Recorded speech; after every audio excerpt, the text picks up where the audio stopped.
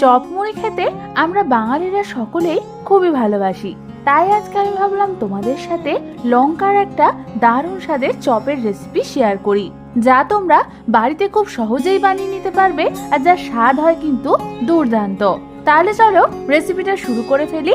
আর আমি সুস্মিতা তোমাদেরকে আমার চ্যানেল ইয়ামিরস বাংলাতে স্বাগত জানাই। এই রান্নাটার জন্য প্রথমেই আমি এখানে এরকম বড় সাইজের 9খানা মতো লঙ্কা নিয়ে নিয়েছি। এত বড় লঙ্কা দেখে কিন্তু তোমরা ভয় পেও না, কারণ এই লঙ্কাগুলো একদমই ঝাল হয় না। এবার প্রথমে একটা করে লঙ্কা নিয়ে সেই লঙ্কাগুলোর উপরের দিকটাকে আমাদের ছুরির সাহায্যে হালকা করে এইভাবে চিড়ে নিতে হবে। লঙ্কাটাকে চিরার পর ভেতরের দিকে যে তোমরা বীজগুলো দেখতে পাচ্ছ, এগুলোকে আমাদের চামচের পিছনের অংশটা দিয়ে ভালো মতো খুঁচিয়ে খুঁচিয়ে এইভাবে বার করে বাইরে ফেলে দিতে হবে।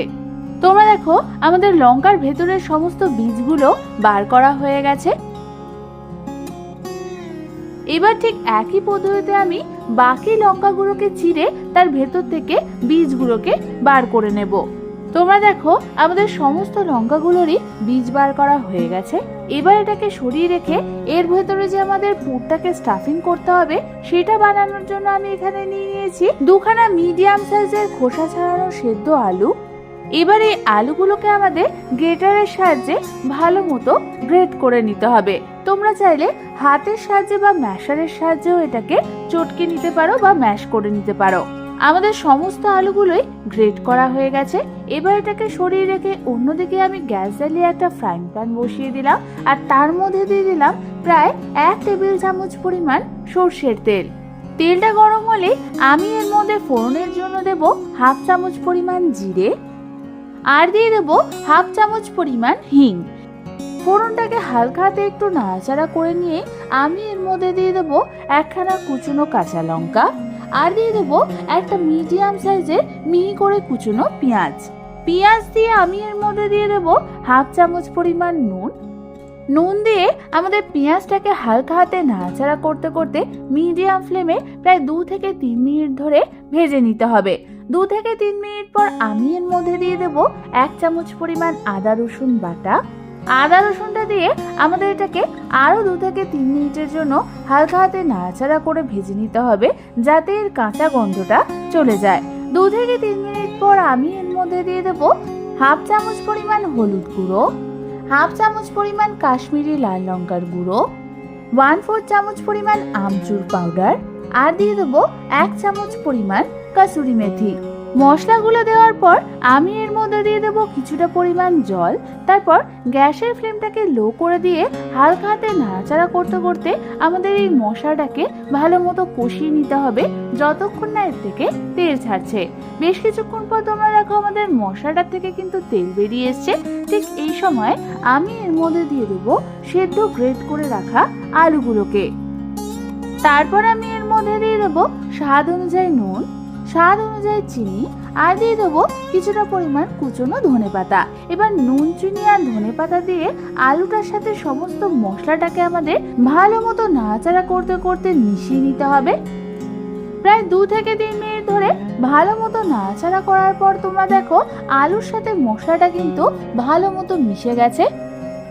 এই সময় তোমরা এই পুরটাকে একটু টেস্ট করে দেখে নেবে এর নুন মিষ্টিটা ঠিক আছে কিনা। ব্যাস, আমাদের লঙ্কার চপের স্টাফিংটা কিন্তু একদম রেডি হয়ে গেছে।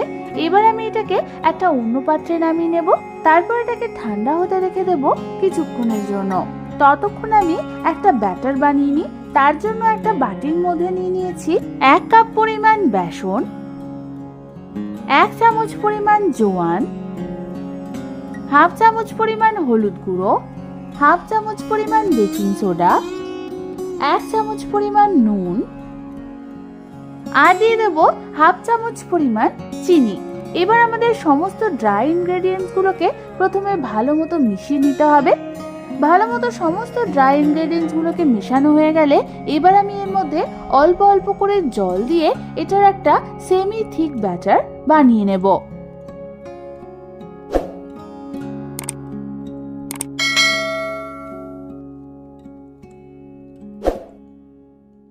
বেশ কিছুক্ষণ ধরে জল দিয়ে ব্যাটারটা বানানোর পর তোমরা দেখো আমাদের ব্যাটারের কনসিস্টেন্সিটা ঠিক এরকম হয়েছে, খুব বেশি পাতলাও না আবার খুব বেশি ঘনও না।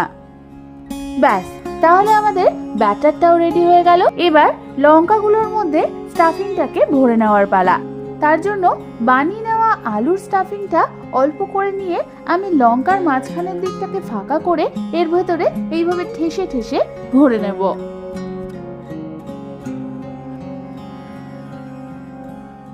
সমস্ত লঙ্কার পুর ভরা হয়ে গেলে এবার আমাদের এক এক করে লঙ্কার চপগুলোকে ভেজে নিতে হবে। তার জন্য একটা করে লঙ্কা নিয়ে সেটাকে আমাদের প্রথমে শুকনো বেসনের মধ্যে ভালো করে চারধার কোট করে নিতে হবে। এই প্রসেসটা করলে কিন্তু লঙ্কাটার গায়ে ব্যাটারটা ভালো মতো ধরবে, ভাজার পর ছেড়ে যাবে না। এবার আমি অন্যদিকে গ্যাস জ্বালিয়ে একটা কড়াইতে ডিপ ফ্রাইংয়ের জন্য কিছুটা পরিমাণ সর্ষের তেল গরম বসিয়ে দিয়েছিলাম। এবার তেলটা ভালো মতো গরম হলে একটা করে লঙ্কা নিয়ে সেটাকে ওই ব্যাটারের মধ্যে ভালো মতো কোট করে তেলের মধ্যে আমি ছেড়ে দেব। এবার আমাদের এই লঙ্কার চপটাকে হালকা হাতে এপিট ওপিট নাড়াচাড়া করতে করতে মিডিয়াম ফ্লেমে ভেজে নিতে হবে যতক্ষণ না এর গাটা গোল্ডেন ব্রাউন কালার হচ্ছে।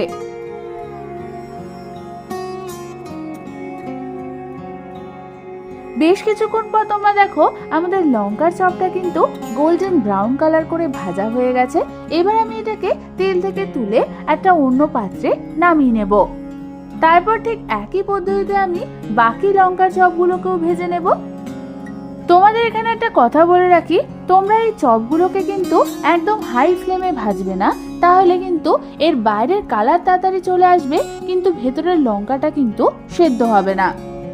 তোমরা দেখো আমাদের এক এক করে সমস্ত লঙ্কার চপগুলোই ভাজা হয়ে গেছে, তাই এই সবগুলোকেই আমি তেল থেকে তুলে একটা অন্য পাত্রে নামিয়ে নেব। ব্যাস, তৈরি হয়ে গেল আমাদের দারুণ স্বাদের মুখরোচক এই মুচমুচে লঙ্কার চপ। এবার শুধু গরম গরম সার্ভ করার অপেক্ষা। এই লঙ্কার চপটা মুড়ি কিংবা গরম গরম ডাল ভাতের সাথেও দারুণ লাগে খেতে। তাহলে আর দেরি না করে বাড়িতে যে কোনো একদিন এটা ট্রাই করে ফেলো, আর ট্রাই করলে অবশ্যই আমাকে জানিও কেমন লাগলো। রেসিপিটা ভালো লেগে থাকলে একটা লাইক অবশ্যই করে দিও, আর আমার চ্যানেলটাকে সাবস্ক্রাইব করতে কিন্তু একদম ভুলো না। আজ তাহলে এ পর্যন্তই, আমি আবার চলে আসবো নতুন কোনো রেসিপি নিয়ে।